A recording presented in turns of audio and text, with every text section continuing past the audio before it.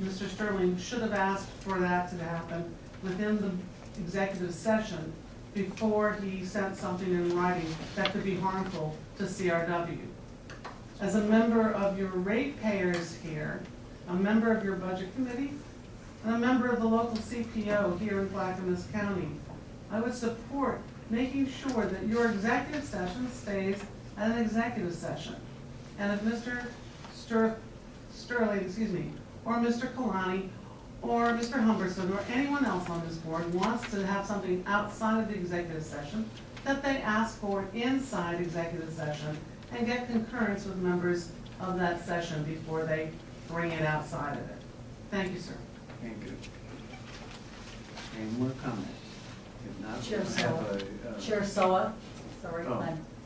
I'm here. Go ahead. Thank you.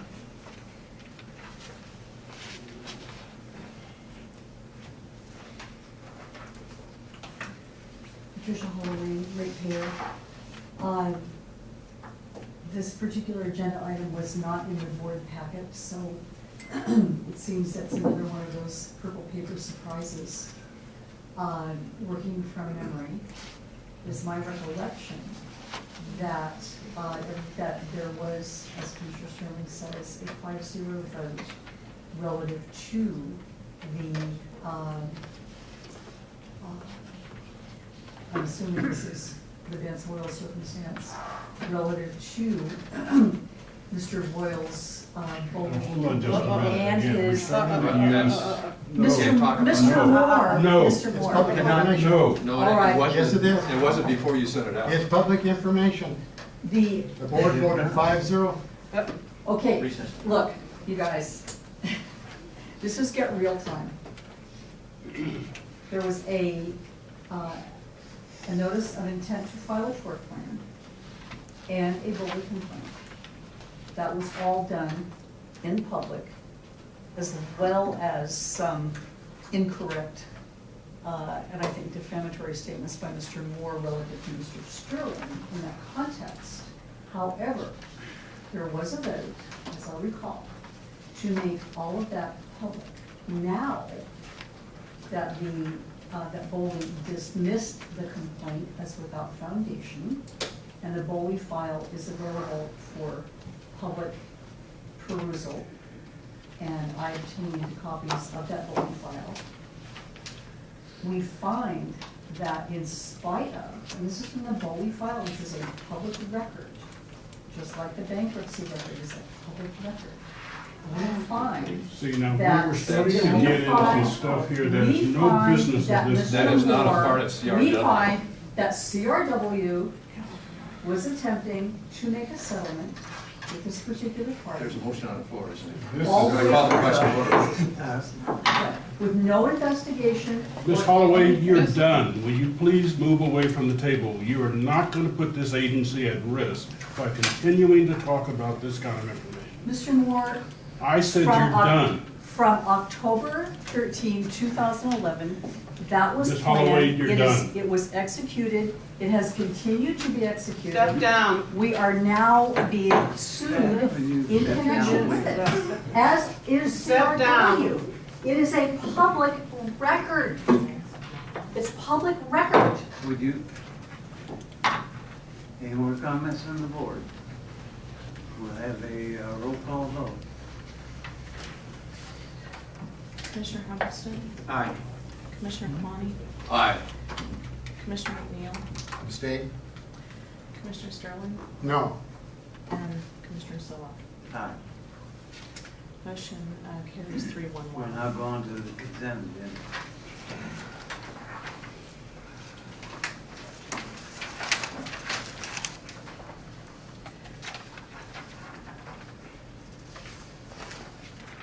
Go ahead, Sarah. I have no presentation for the consent agenda, but I am available if anybody has questions. Okay. Do we have a motion? Mr. Chairman, I move to acknowledge payroll in the gross amount of $290,490.11 and acknowledge net accounts paid at $653,659.62 for the month of May 2013. Second. Any public comment? Any comments on the board? Mr. Sullivan? Yes. What's the reason that the check register was placed in the packet twice, Ms. Blair? I have only one. It was placed on there twice. Who's Longbow?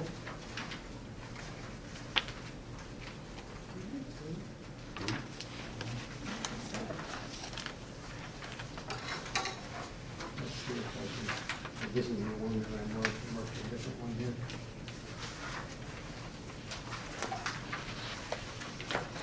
Number 78231, Long Road. That's a refund receipt, so it's either a private work that's done where somebody pays a deposit and we give them the rest of their money back, or it's a utility billing. I believe this is a private project. So he'd be a contractor then? No, it could be a homeowner. But it's work that CRW does on behalf of someone else. We charge deposits, calculate the cost of the job. If it costs greater than the deposit, we collect more money. If it costs less than the deposit, we provide a refund. Thank you. Any more comments or questions? Now we'll have a voice vote. All in favor, say aye. Aye. All opposed? No. Now move on to items 14. Carol? Okay. So here's the financial reports. The accounts receivable aging through May 31st, we had a balance of $162,000 in the utility billing aging. This is about $26,000 than it was 2 months ago, and again, with the alternate month billings, we look 2 months back. The current balance as of this morning is closer to $105,000, so we have made quite a few collections in the 12 days of June. Here's the cash and investment position at May 31st. Interest earnings for the local government investment pool have not yet been recorded. We typically wait until after we've done adjusting entries before we calculate that interest, because it needs to be distributed. So the cash is up just a little bit this month, and that's due to the billing in April, but also due to some higher capital improvement expenses as we're moving into the pre-construction on the emergency generator. We're starting to see some larger checks go out. I believe we also paid the payment on the JTA project, and so that one is completely covered. So this slide shows a comparison of revenue from year over year, and our revenues this year are doing quite well. This is the best year that we have seen. This is partly due to the rate increase, and it is also due to the fact that we have sold a little bit more water this year than in prior years. We've had some warmer weather. Here's the comparison of the 5 years expenditures over 10 months. And you can see here as well that 2013 is, the expenditures are a little bit lower. In fact, they're closer to the 2011 numbers. And this slide shows just a comparison of where we are with revenue, water sales, personnel services, materials and services, and capital outlay from year over year. And I would be happy to answer any questions anyone has. Any questions? Again, I'd like to thank Carol for answering mine. Appreciate it. One bit. JTA and Sunrise, same thing? There's parts of it that are That's why- JPA and parts of it that aren't. That's right, that's why I was wondering, Yeah. yeah, because it's two different pots of money. Yeah, Yeah, yeah, okay. That concludes your reporting. that does. Thank Thank you very you. much. We'll now have the management report. Item 15. Thank you, Mr. Chairman. As you know, we have the monthly reports on the water use and meter installation, cross connections, and leak detections. Under section C, we have the summary of the legal activity as the board has requested. The information is here. And we also provided an informational article out of the Oregon newspaper for the board's review.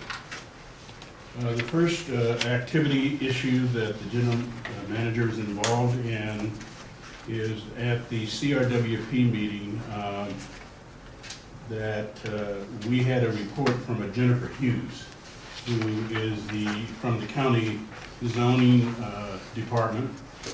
And she indicated to us that the county was in the process of reviewing its existing codes. And this may be of interest to some members in the audience as well. They were particularly looking at the industrial lands along 212 and 224. And they were in the process of totally revising that. And the general managers, we instructed Kim Swan, who's the manager of the Clackamas River Water Providers, to submit a letter to the county on behalf of the CRWP. Because I think a couple of years back we had some issues with a landfill that was being expanded, and the problem is that there was no covering, ground covering as a result of that, and there was concern about leaching and in terms of contaminants getting into the soil and ultimately getting into the groundwater. For some reason that wasn't on their radar chart in terms of looking at that issue. And so we've asked the county to consider that, because I think they were going to delete that entire part of the zoning section. So we were concerned about containment and ground cover.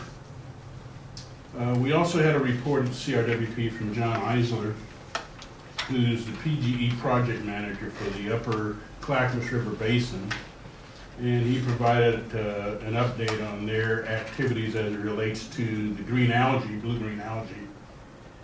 And he also talked about the boat ramps for Timothy Lake and Faraday Lake. They've been completed and now they're open for the public there. And as you know, there was some upriver channeling activity that they were doing in those two bodies because they needed to increase the stream flow in order to try to reduce the water temperature by 1 degree in order to protect wildlife habitat and fishing. They did advise, and I wasn't aware of this, that they're going to have to do some work on the North Fork Reservoir, so they're going to be drawing it down. And that Promontory Park will be down for about a year. They're going to drain the lake there, and so it'll be out of commission for about a year. I wasn't aware of that, and I thought it was interesting information. There was also a discussion about a June 6th, which is now passed, and our staff attended and participated. Over at Oak Lodge Water District, there was a tabletop disaster scenario planning exercise that was well attended by those within the basin. And the board, CRWP board, elected to have Wade Hathorn, who's the general manager for Sunrise Water District, and John Collins, general manager for South Fork, continue as the chair and vice chair respectively. We met with, staff met on May 1st with PGE. As you know, as the generator project is kind of coming closer to reality, PGE has revised some of its cost estimates. It looks like the estimates that they had given us, I believe it was, what, 3 years ago? 3 or 4 years ago. They've increased those on the average of $10,000 to $12,000 per year. We still think it is a valid agreement, a good agreement, because it essentially, as you remember, well, you weren't here, so most of you weren't aware that it takes us out of the position of being responsible for the operation of the generator, and PGE would kind of pick up that. Did you have anything to add on that, Adam? Yeah, I make it real quick. Just to add to what Mr. Moore is sharing, two pieces of PG involvement on the generator project. The first is, of course, the dispatchable power agreement that we have with them, where they come in and maintain the generator for the exchange of any excess power onto the grid in case of an emergency. Of course, CRW's first right of use to power an emergency works out to be a win-win for both agencies. The other piece, which I think was more the focus of our meeting on the 1st of May, was as part of the project, one of the recommendations was to upgrade the incoming power to the plant from primary service to a secondary service. So what that means is that the existing primary service means that the line coming in, ownership of that line by CRW basically starts at the street. So that includes the line in, the power drop to the 2 large transformers on our site. CRW maintains all of that and has for the past 50 years almost.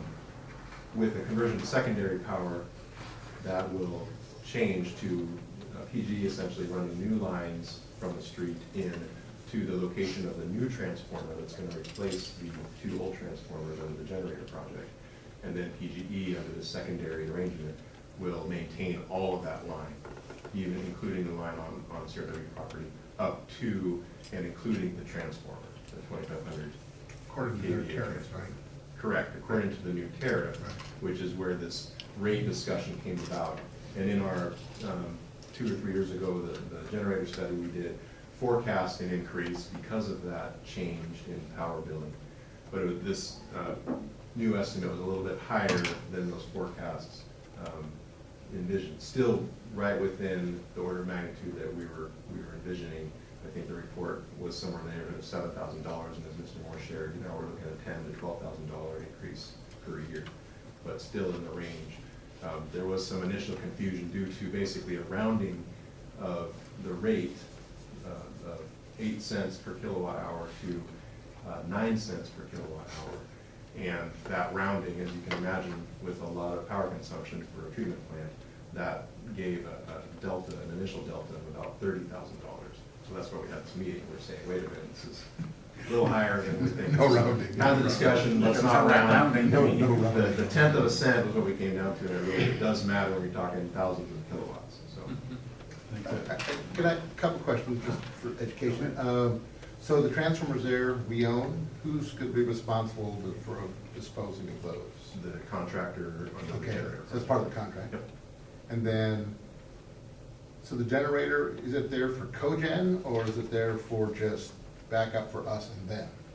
Backup, emergency power. Okay. Yep. Okay. So, the agreement, who decides when the generator runs?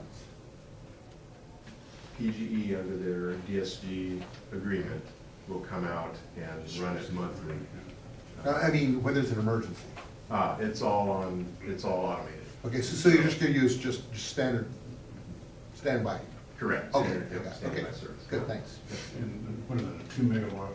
Yeah, it's two. That's why I was wondering whether it was, I knew what size it was, that's why I was wondering if we would do cogen and try to recover the cost that way. I mean, a lot of people do that. Sure. You know, they turn all the time. Mhm. So, Okay. Thank you, Adam. Appreciate it. The board is aware that we had FCS come in and do the benchtop presentation that was a subset of the rate study. We also attended the Court of Appeals presentation in Salem on some litigation that CRW is currently involved in.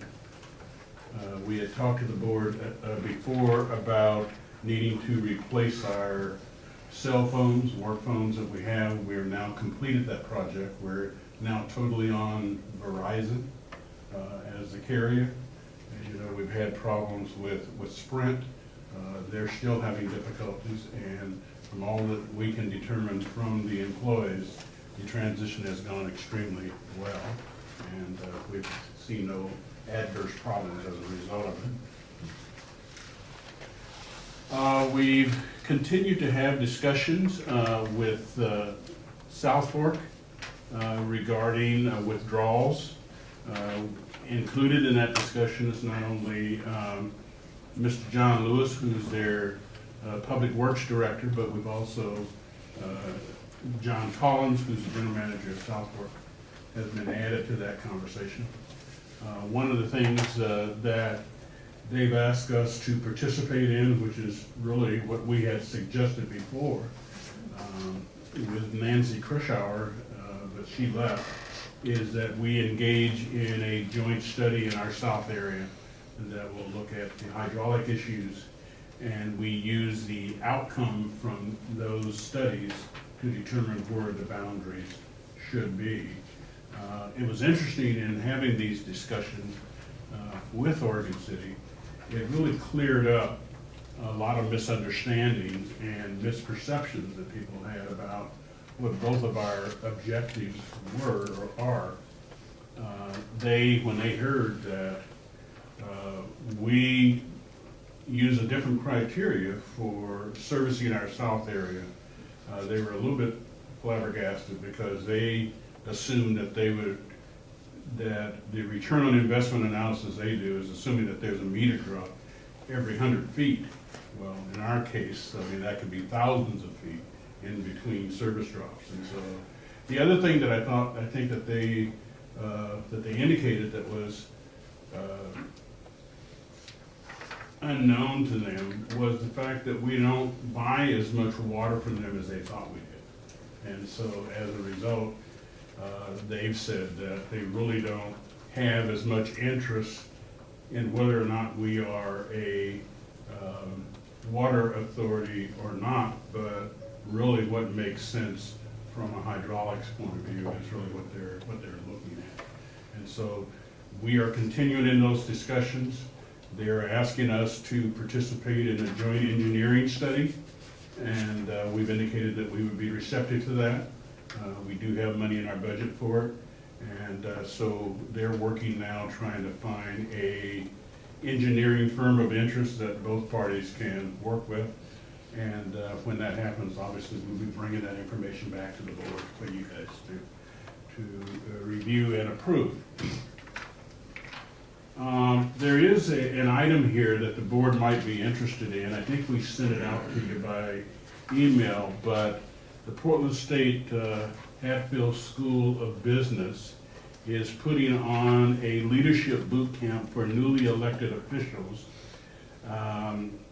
for the 2013 Special Districts election, and it's going to be held on June 22nd. I believe those brochures were sent to you.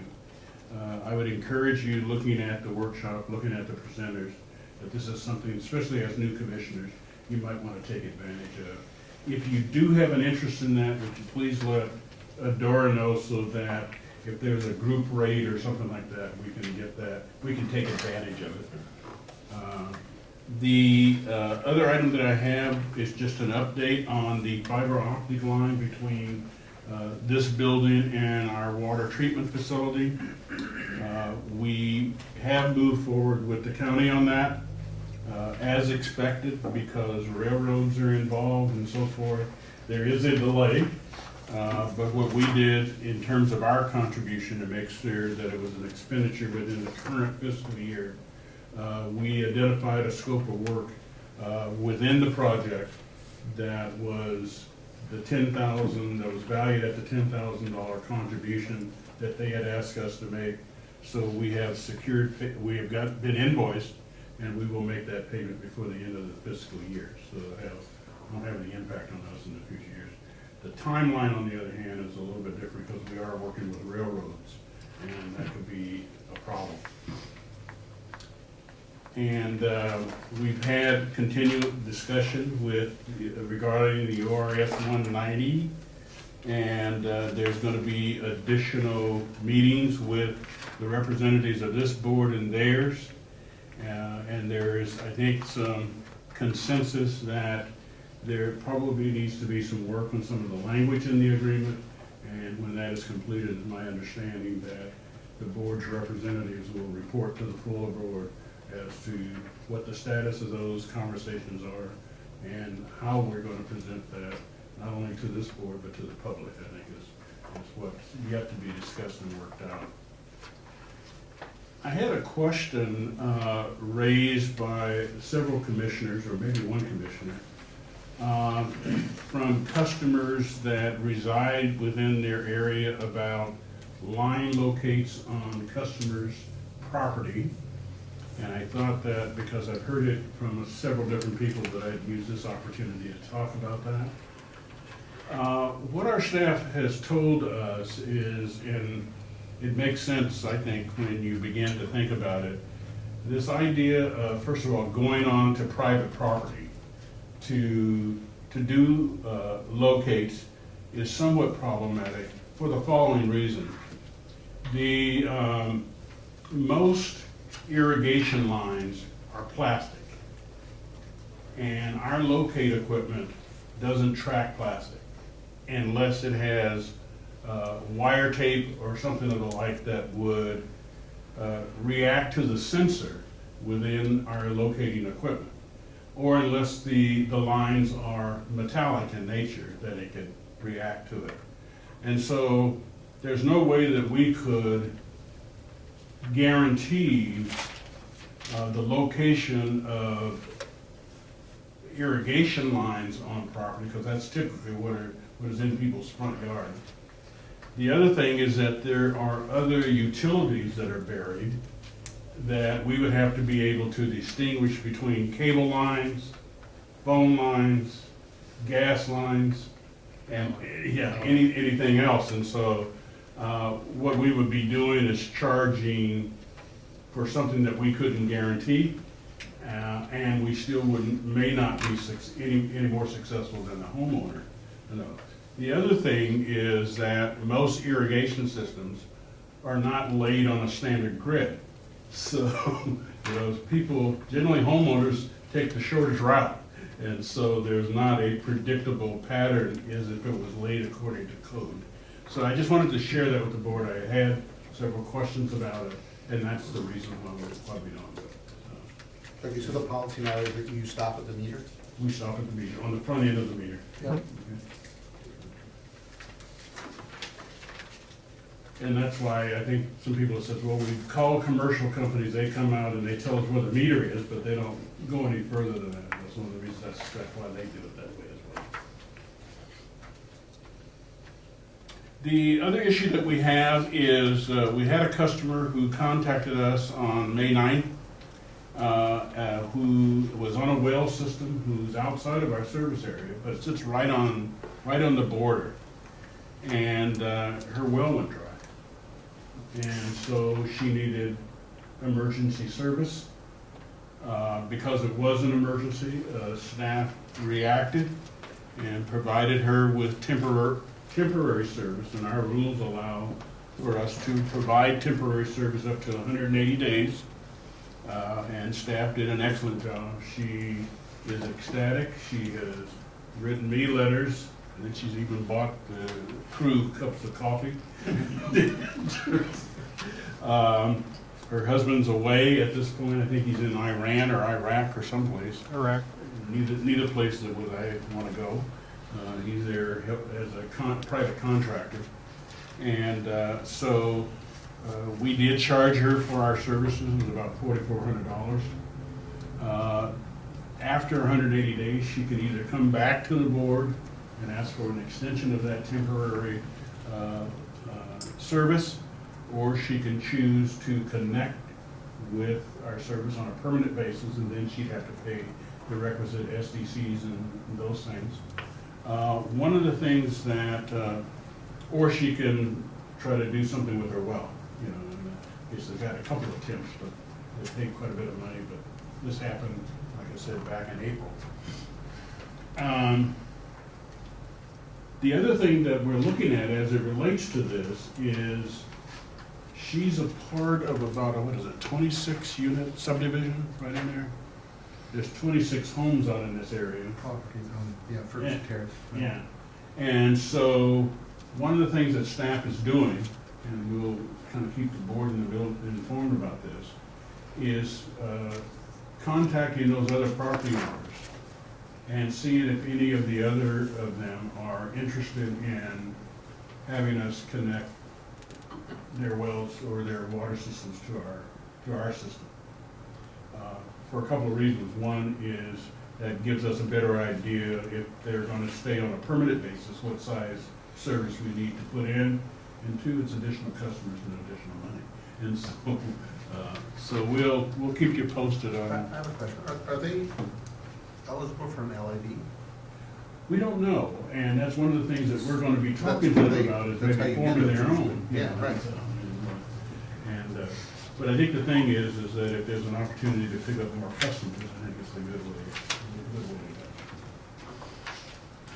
to go. And as you know, I think staff has advised you that we have, I guess not are, but we have turned off the well. And I think Suzanne's here to kind of give you a little bit more technical information about what that involves, because even though we have turned it off in terms of our own use, there's still additional work that we need to do based on the state water resources division. So Suzanne,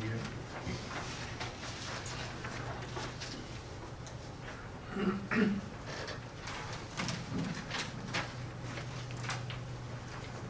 So, as of about May 28th, we opted to shut down the well. We use the word shut down loosely.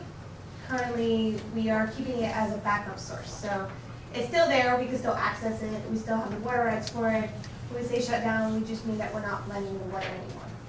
The reason that we're doing this, because you'll remember back a few months ago, I gave a presentation regarding our well and our pilot study. So in that presentation, I told you after last summer, we had passed, we were in compliance. However, there were a few parameters that we needed to fix and we thought we could do better.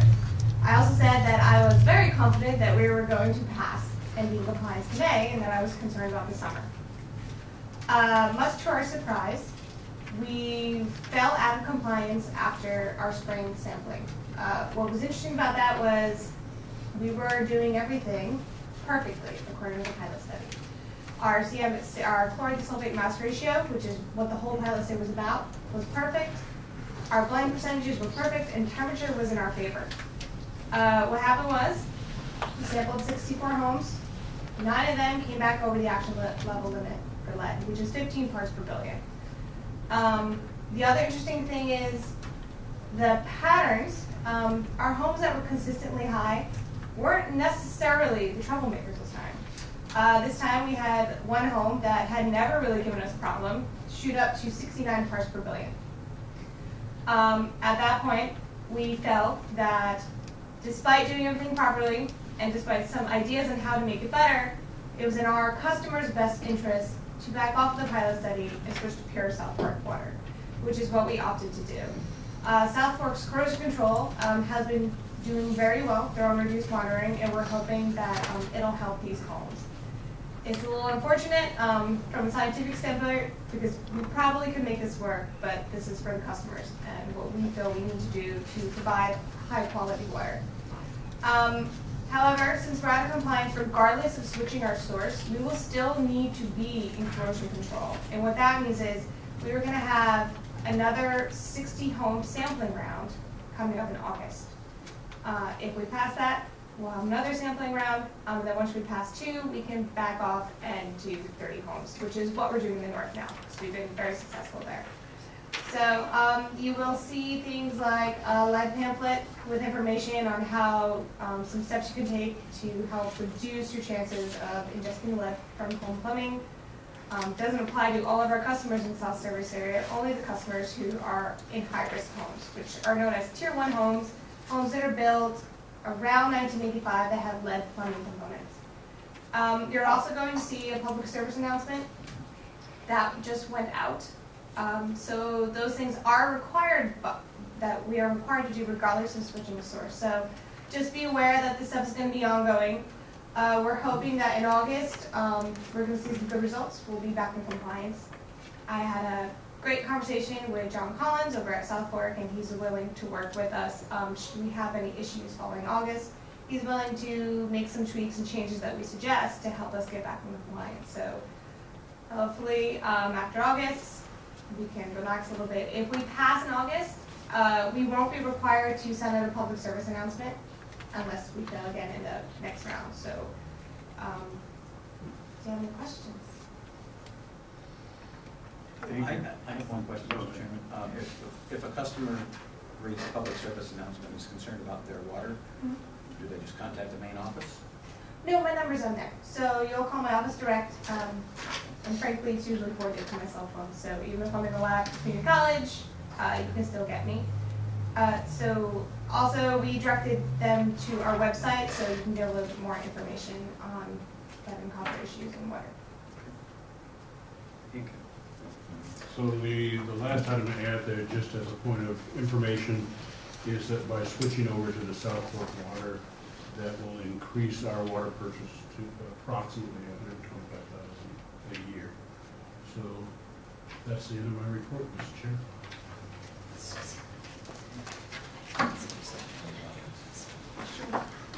Mr. Chair, question? Go ahead. Mr. Moore, is that the total after you've deducted what the savings would be at the well, or is that just the blank cost from South Fork? That would be the net, Mr. Chair, that would be the net additional amount of money that we would have to pay. Thank you.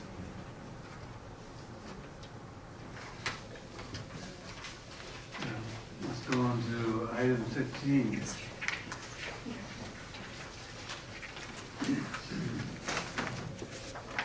Mr. Chairman? We've got about probably 3 different things that we need to schedule meetings for. Obviously, is one that you mentioned earlier, which is a work session to review board policies. I think we would need an executive session to get advice from council on a variety of issues that are pending here in the district. And then we need to sit down with the general manager and do his goals, a performance evaluation for our time on the board, and establish goals and objectives for the ensuing year per his contract. So we need to look at either 2 or 3 sessions over the next probably 45 to 60 days. As far as the legal one is concerned, I would like to request that we schedule a meeting for next Tuesday, if at all possible, to deal with. Time frame? I'd have to bring my Calendar.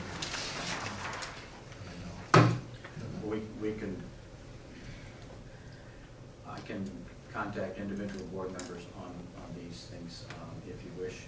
To say what kind of dates people have available, we can do it by telephone. Okay. If you wish. All right. That way we can coordinate calendars. If you coordinate that for us. All right. That'll be a work session or? Well, we have a work session which we should do before the July meeting. And the legal session we certainly should do before the July meeting.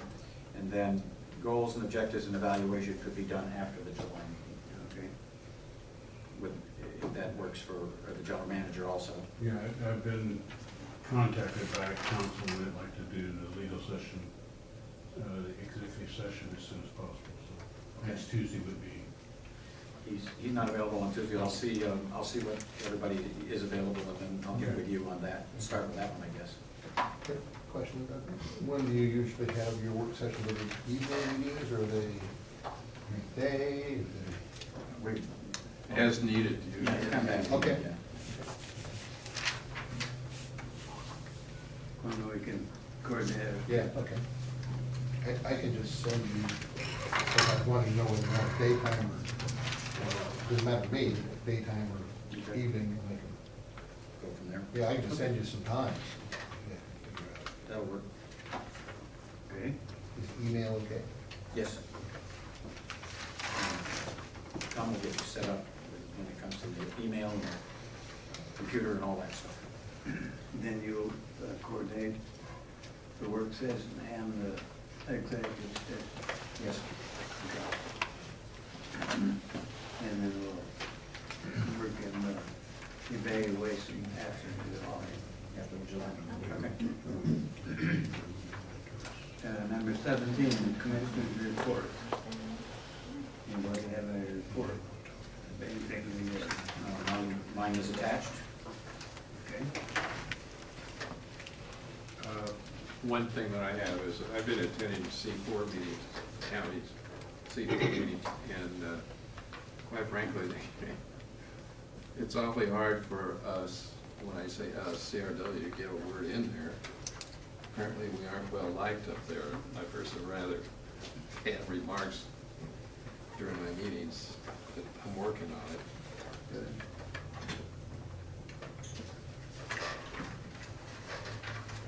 Any other reports? If not, we'll have the final public comments. Anyone in the public? Yes, Mr. Chairman. Yes, Pat.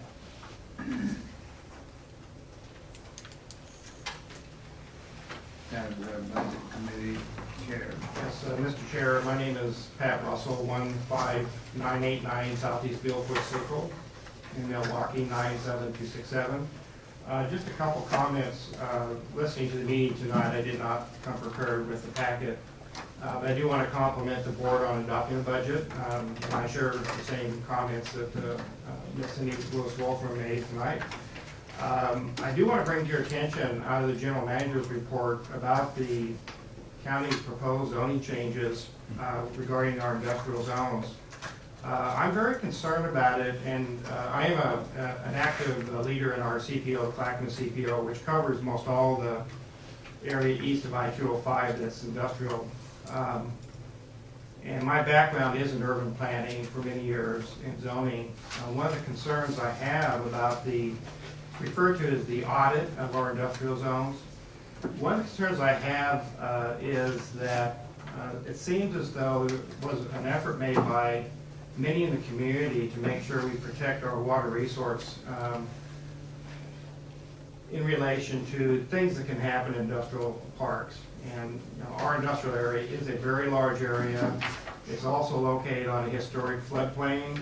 And I say that not because it's going to flood, but that there's probably a lot of alluvial soils that are conducive toward flows of contaminants.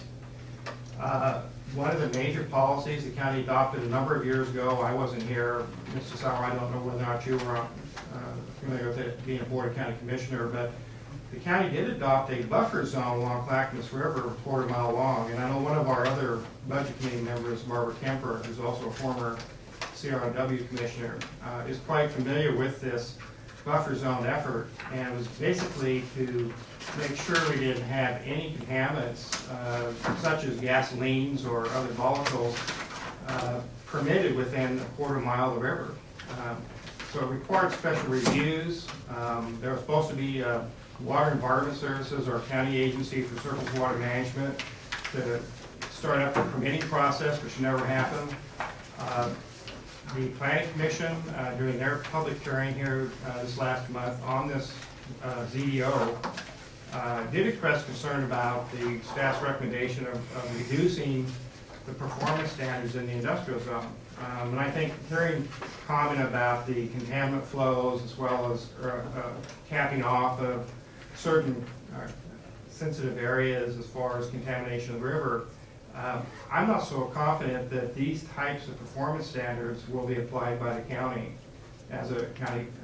my own experience in county planning and city planning. Instead, the county is simply relying on existing public policy, whatever it may be, by whatever public agency. And one of the things I'm thinking of, the really good thing about having this flagging, this quarter-mile line along the Clackamas River, is it forces, during the permitting process, that someone, and I'm saying someone, has to say, wait a minute, flag's up, we need to check this out, let's go look at the ordinance, what does it say? Not just going to say anything fancy, but the fact is it's going to require agencies to go through the check process. And we've seen many examples of cases where public agencies have failed, absolutely failed to go through a correct permitting process. They didn't review the standards, or they didn't bother to, they weren't asked to. And I don't know if CRW has been requested to review the ZDOs. I can tell you that my cursory review I'm a little bit concerned, I share some of the County Planning Commission recommendations.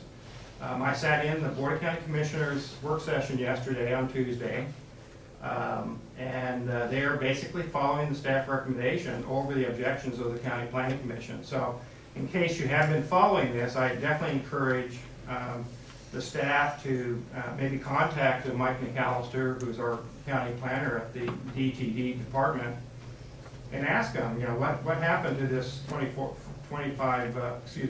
quarter-mile buffer zone? You know, are we going to get rid of it?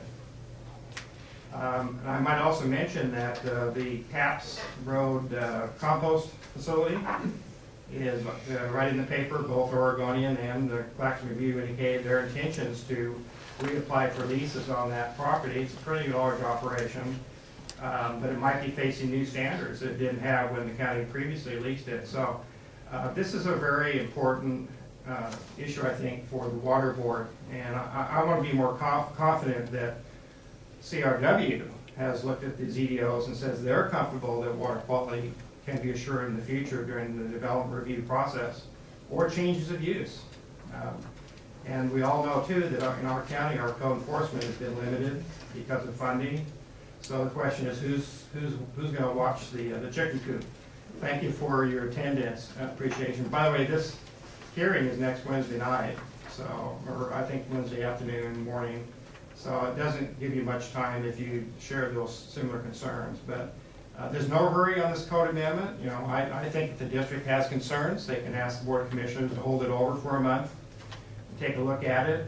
If you strongly share views of the Planning Commission, it could be remanded back to the Planning Commission for further discussion and public hearing. I do know that some of the owners in the industrial area were contacted by mail. The CPOs were contacted. Our Clackamas CPO did not have a formal presentation with county staff, but that's okay, we're not a strong group. But the notice did not go out to surrounding property owners along the river who might be impacted by industry. So it did have kind of a limited legal noticing. They're certainly within the law as far as the notice, but the outreach effort was not including many property owners along the Clackamas River. So, you know, I don't know how they feel about it. Maybe they don't care, but the only reference was also the withdrawals from CRW, and they said no mention whatsoever of South Fork, which is, you know, just down the stream. So I think it's a significant issue needs time to look at.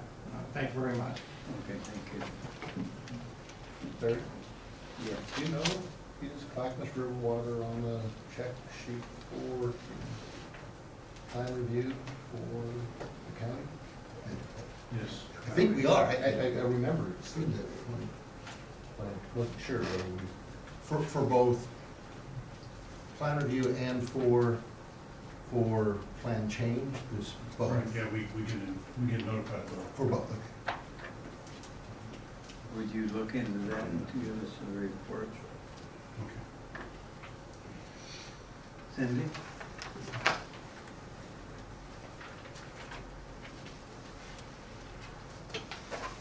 Thank you, Mr. Chair. I want to reiterate what Mr. Russell had to say with regards to this, so I'll just say very briefly, please add your voice to the voices of the local CPOs in the area who are trying to keep landfills and the like off of our river and keep our river water clean. And please make sure that you have staff do as much as they can to get the city, the county to take another look at what's going on with that. I won't go into the detail that Pat has done. But my other thing I wanted to do is to ask one of our commissioners to, who keeps a worry in front of us about spending of ratepayer funds. And I agree with this commissioner that we need to be aware and be careful how we spend ratepayer funds. With that in mind, and given the fact that this board has now noticed that this member will no longer be available to executive sessions, therefore not really participating in the whole of this commission, I would ask that Commissioner Sterling consider saving the ratepayers in excess of $17,000 and consider offering a resignation and stepping down before another recall function begins shortly. Thank you, sir. Thank you for your comment. Any other public comment? If not, Chair Saw, if I may. yes, Pat. I guess I shouldn't sit in the corner, it's easy to be ignored. Chair Sola, as I sat here in our meeting, this meeting, I was served with a summons, a lawsuit against, Is that our business? no, I'm, hey, it's against Clackamas River Water, me, Commissioner Sterling, and my husband, David Blair, from Advanced Wales. It is a public document. It's been filed in the court. Basically, restating the complaints that were presented in the original Foley complaint. As I recall, the Beachman report stated that Commissioner Sterling had not committed any malfeasance in office. Therefore, under the Oregon tort law, CRW is obligated to provide him with legal defense in this instance. And I am curious to know how we're going to do that, keep him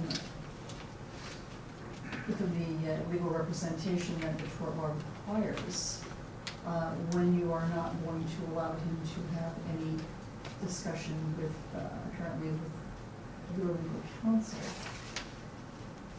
And so I'm, that's a valid question, Mr. Counsel. I think that we, the board doesn't have the information that you have, obviously.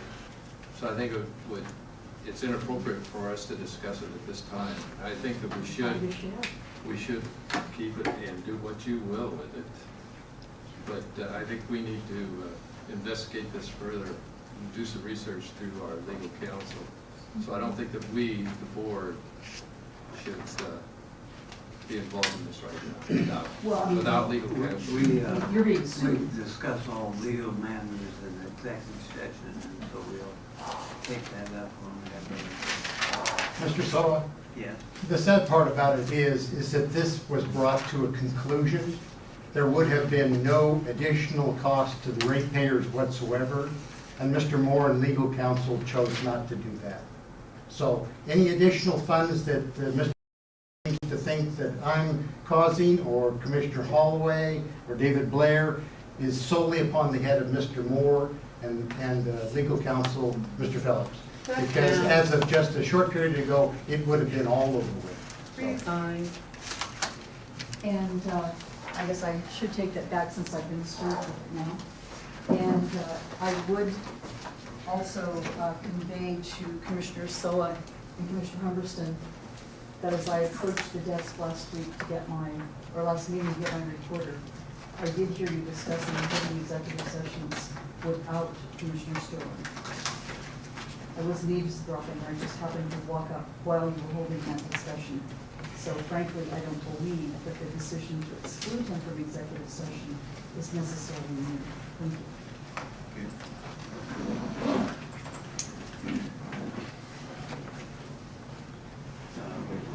With